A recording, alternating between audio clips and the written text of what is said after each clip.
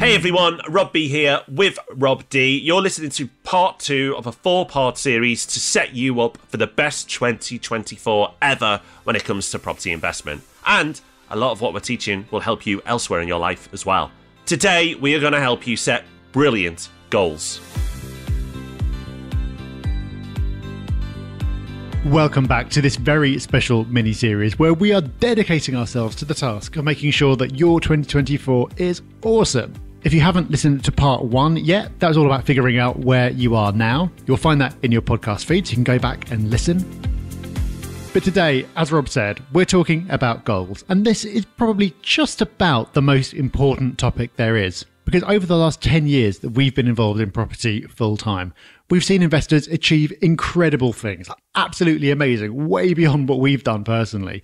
But we've also seen a lot of people come in with a lot of enthusiasm, maybe make a little bit of progress, but then kind of fade away and not manage to get to the point where property has made a meaningful difference to their lives. And in almost every case, the difference is goals.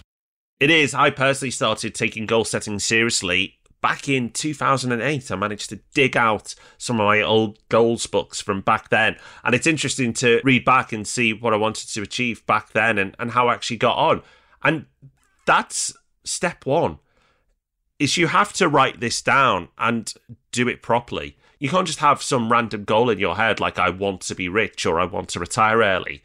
First of all, it's not a very good goal, and we're going to explain why that's a really poor goal. But also, you need something to go back to and review and reflect. So let's give you a process that will help you set really good goals. So first of all, they have to be meaningful to you. So I want to be rich. Yeah, most people would probably want that. That's great. But what does that mean? Because what rich means to one person can mean something very different to somebody else. So what does that mean to you? So if that is your goal, what does it mean? Does it mean that you don't have to work anymore? Does it mean that you can do the work you love? Does it mean that you travel? Doesn't really matter. There is no right or wrong here. But if you have a finance-related goal, let it have meaning. The more meaningful it is, the more you can lock in and go through the tougher times to make it happen. By just saying I want to retire early or get rich, that's fine. But when it gets tough, will that be enough to keep you going? Whereas if you say, I want to retire early so I can spend more time with my children or my grandchildren, wherever your goal is, and that second part is trigger, the emotional part, that's what's going to get you through. So first of all, put something meaningful down. Ask yourself, what does that throwaway comment mean to me? What does it really mean to me? What does my life look like? And when you have that, then you could start to price it. Okay, so how much would that life cost me? So I want these things to happen.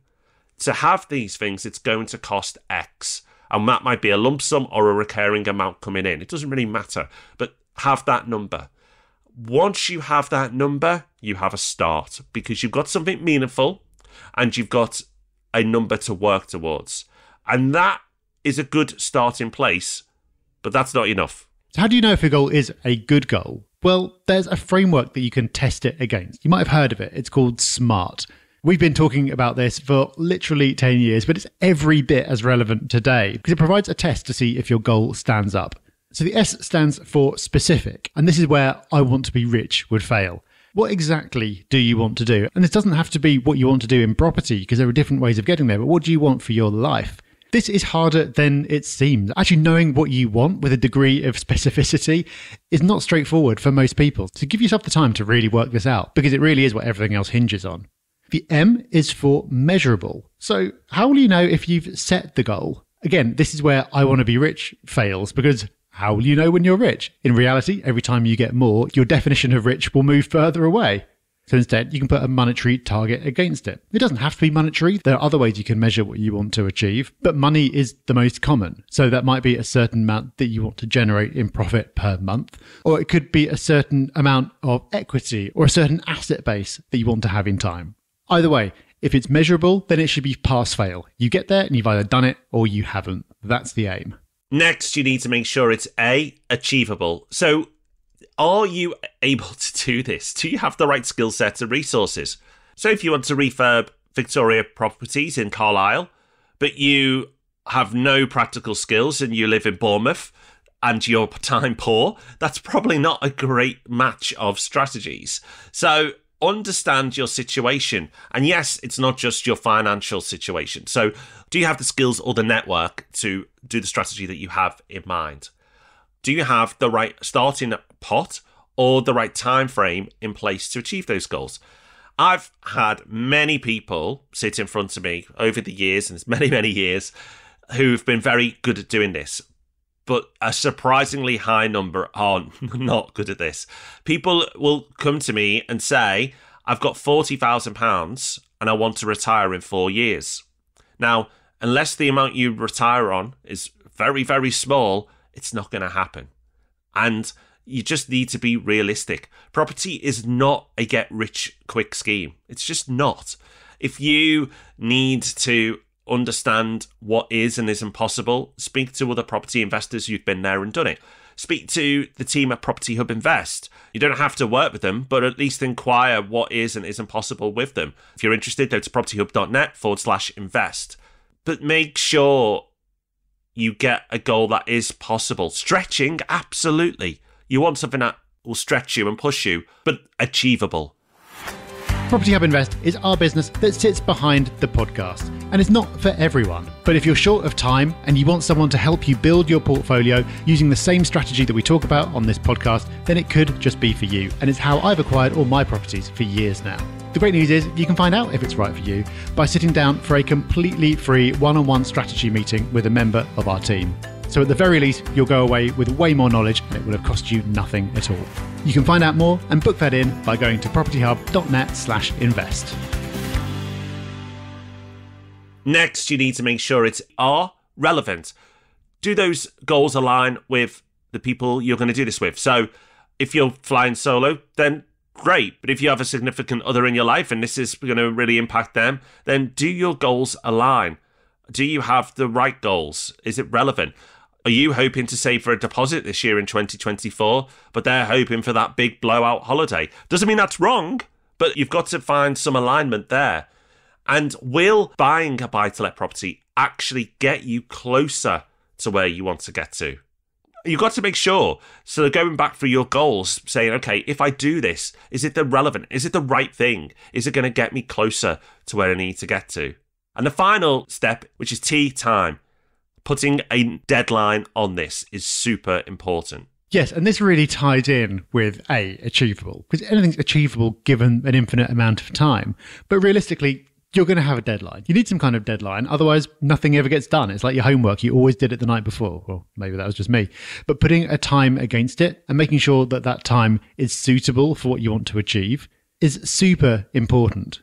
So can you have a property portfolio worth £1 million in a year's time? A few people will be able to, because they'll be starting with a lot of cash. But even if you're starting with a lot of cash, you might still not be able to get there in a year because of all the research you need to do and all the purchases you need to make. Can you get there in 10 years? Well, it depends, but chances are you can. So this is where you need to know, is 10 years too long? Do you need to push yourself a bit more? You don't want to set a time frame that's so easy that the whole of 2024 can just pass you by and you're still thinking, that's okay, I'll be able to do it next year. You need to feel the urgency. So set a time for achieving this overall goal, but then you'll probably also want to break it down into sub-goals. So you might give yourself 10 years to achieve your overall goal, but you want to buy your first property this year. And within that, you might have wanted to decide on a location and a strategy within the next 3 months. So by the time you put this all together, you've got a goal that means something to you. You've got a goal that you can define super clearly using the SMART framework. And if you're an overachiever, you want to go above and beyond, then set some sub-goals as well. Really start breaking this down. Because property can seem overwhelming. Even if you've been doing it for a little while, even if you've made your first purchase or you're close to it, the distance between where you are and where you want to go can seem huge. And there's lots of scary things you need to go to get there. But ultimately, it's just a series of tasks that you need to work through. So the more granular you can make it, the more you can break it down, the better. You can set subtasks that almost feel silly because of how small they are. But if it allows you to tick one off every single day and you build up some momentum, that's going to get you so much further than just having some lofty ambition that you want to have achieved one day. So that's part 2, goals. Go and do it. That's the important part now. You might be nodding along going, yeah, this really resonates with me. I can see how this works. And I know that so many people will not actually sit down and do it because it's a nice to do rather than a need to do. But if you prioritize these actions and go through this process, I can promise you, I've looked back at what I set out all those years ago. It works. Putting down on paper or online your goals and then working towards them is a powerful thing to do. It's a powerful act. Make sure you do it. And make sure you join us for the third part in this 4-part series, because once you've nailed this, your goals, you're going to need a strategy. And that's what tomorrow's episode is going to give you. If you haven't subscribed to the podcast yet, make sure you do. It's super simple. You can do it however you listen to this podcast. There'll be a button there to make sure you never miss another episode. And also make sure you follow that up with subscribing to our YouTube channel as well. Loads going on over there. Find it by searching for Property Hub UK. We'll be back with the third part of our 4-part installment tomorrow. Make sure you join us then. Bye-bye.